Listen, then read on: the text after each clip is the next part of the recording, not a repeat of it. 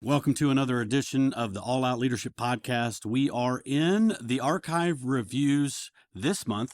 We're going back and looking at some of our all-time favorite lessons that apply to everybody that would be listening today. So many of our newer listeners haven't been able to go back and get caught up on the 3 years worth of podcasts that we've had. So I've handpicked a couple of my favorite that I think will encourage you. Today, we're going to be looking at imperfect leaders. What do you do when the person you work for is imperfect? Your boss is imperfect. Maybe it's a wife who struggles with the passage of, wives submit to your husbands, and you look at the flaws that he has and you go, wow, that's tough. How do I deal with the imperfection of people that are trying to lead me? Today's podcast is going to be perfect for you. It's going to encourage you. We're going to get some great practical advice from the life of David on dealing with imperfect leaders.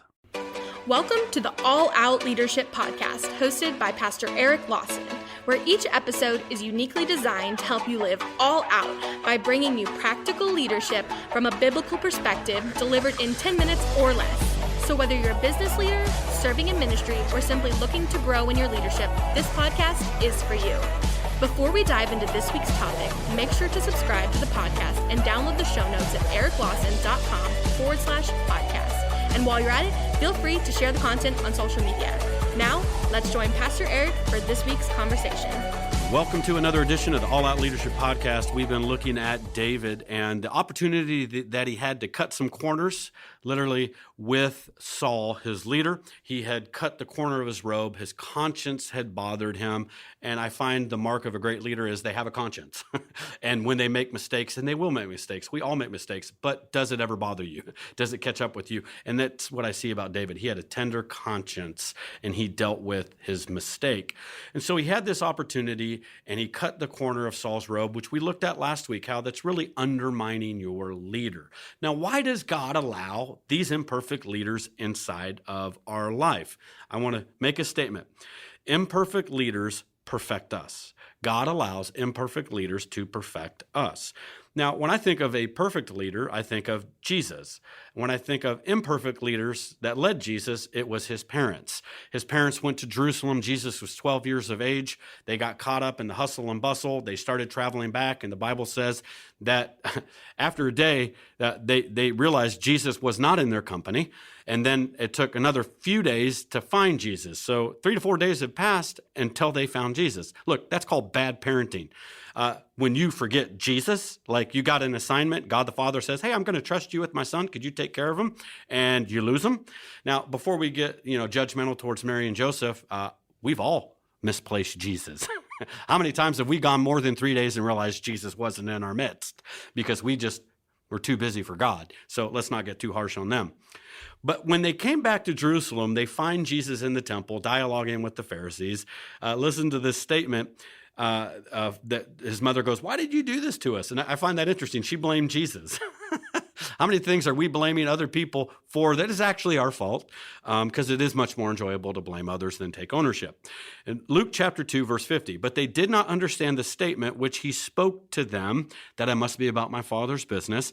Then he went down with them and came to Nazareth and was subject to them. And Jesus increased in wisdom and stature and favor with God and men. Jesus knew more about the subject, but he was still subject to them. Even though Jesus understood more than his parents, he's 12 years old, and he's the only teenager that actually was smarter than his parents. Now, every teenager thinks they are, but in human history, Jesus is the only teenager who actually was smarter and knew more than his parents. And you know what he did? He honored them. He respected the office that they stood in as his spiritual covering as mom and dad, and he went back. And he was subject to them, even though he knew much more about the subjects. And the result of him being able to submit to imperfect leaders was what? He grew. He increased in wisdom, stature, and in favor. When God allows imperfect leaders in your life and you know how to manage your heart, you know how to walk in forgiveness, you know how to do certain things, and we'll give you some tips here in a minute, here's what's happened. Ultimately, you're going to grow, God's going to use it, and you're going to continue to grow in favor and in wisdom. There are some things you can only really learn actually under a difficult, imperfect leader. In fact, imperfect leaders teach us some things that actually help us become better leaders. When I started out in ministry, I had one of my first ministry positions, and it was just a very frustrating leader that I worked for. They were godly, loved Jesus, prayed a lot, and it was just frustrating. So I actually was 24 years old, and I got out a folder, and I entitled it this. And I titled this folder, What I Won't Do When I Pastor. I knew God had called me someday to pastor a church, and I just go, you know what? I'm learning a lot of things about what I don't want to do. I'm going to go ahead and fill up this folder. And what was crazy is my folder of what I want to do and my folder of what I won't do, actually, that folder was larger. I learned more of what not to do than what to do under certain leaders in my journey. But ultimately, God used all that to create part of the culture and the unique vision of who we are at Element Church. Element Church is not a perfect church, but God has given us a great culture. We have some unique things in how we do things. And all that really stemmed out of some of my pain and some of my challenges of working underneath difficult people. I remember saying one time to a friend, I said, I'm going through this right now so my staff won't ever have to. There were ways that I was treated. There were ways in my journey that I was neglected. There were ways that I was mismanaged. And I just made notes to go, you know what? I know how that feels now. I'm going to make sure others don't feel that. And I wrote those things down to be a reminder so that I wouldn't repeat those same things. Look, it's hard to identify with how our decisions make people feel, how it puts burdens on them unnecessarily, unless we've walked through some of that. So one of the things I walked away with is salary compensation reviews. I was part of an organization one time where there was zero process to ever review a salary. And I was in the organization where I continually got more and more responsibility, more responsibility, more responsibility. And over 3 years, my pay didn't change. It was $28,000. And I was doing twice, 3, 4 times of when I was hired. Now, there weren't systems in place that would help there be consistent salary reviews. So as a leader, I said, you know what? I want to make sure that our staff are fairly compensated. What are reasonable price ranges? What are competitive market ranges? What is the system for continual salary reviews? There was also times that no matter what you did, no matter how many extra miles you went, you never seemed to be financially compensated for it. And look, we love Jesus and we're in ministry for God, but at the same time, we have family, we got kids, we got bills. And at the end of the day, truth is, we all need a paycheck. And so I said, you know what? I think that there are times that there should be performance bonuses. There should be ways where our staff can go, hey, I worked extra hard and here's incentives. And so I learned from my painful experiences where the only time I ever got a raise was when I had to ask for it. And I go, that's not a healthy culture in terms of salary compensation. Now, there were a lot of great things in the organization that I learned from, but I learned from this painful thing of how can I, when I'm a boss, I'm a leader, help my staff not go through that. One of the other things that I encountered was I worked way too much. I was in a culture where I was working 7 days a week and nobody was asking me, how are you doing? How much are you working? Are you taking time for yourself? How's your walk with Jesus? How's it at home?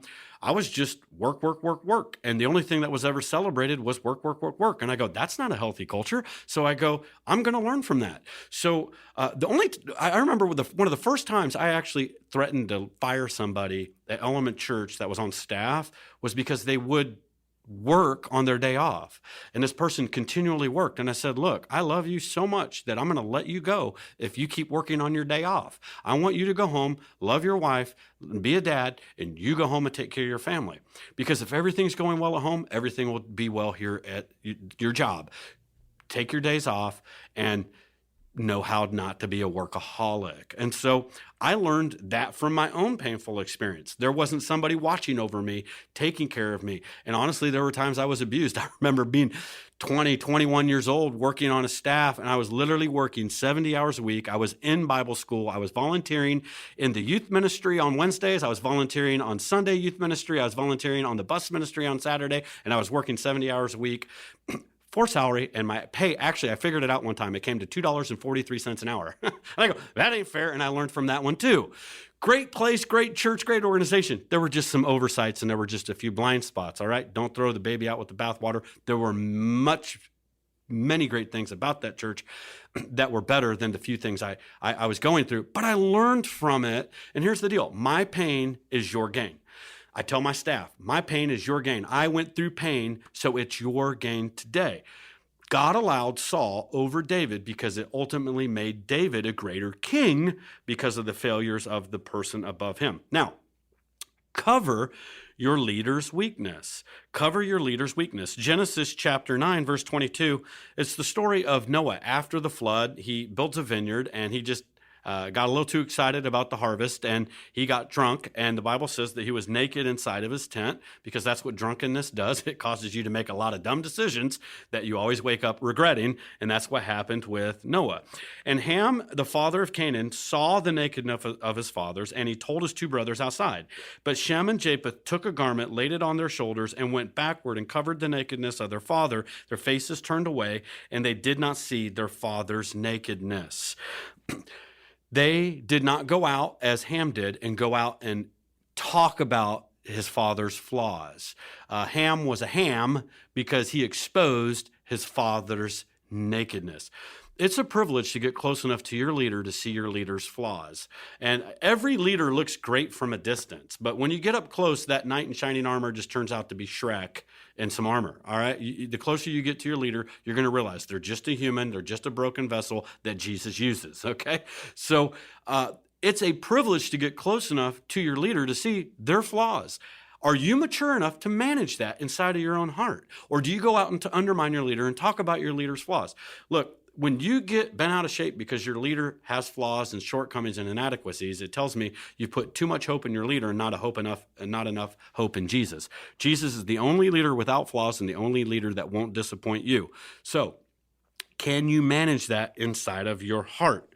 Now, something I have observed over the years from different staff, not all staff, but some, as they got closer to me, I'd find they'd get a critical spirit towards me because of this. They would measure their strength against my weakness. They had a specific strength that was stronger than me in an area, and they judged their strength against my weakness. And so they would get critical of me. And I go, hey, here's the deal. The reason I hired you was because you're better at that than me. I knew I had a weakness and I needed your strength. That's why I hired you. Here's what I would always also challenge them. I go, why don't you go ahead and try this? Why don't you measure your weakness against my strength? That's not human nature. We just want to judge others' weaknesses against our strengths. But know this, wherever your leader is weak, they are strong somewhere you're not. Now, a smart leader hires for their weaknesses. So if you are in a room and you're with your leader and you see this continual weakness in your leader, maybe they're not a great organizer. You know what? Maybe they're a little too direct. Maybe they have a little bit lower emotional intelligence.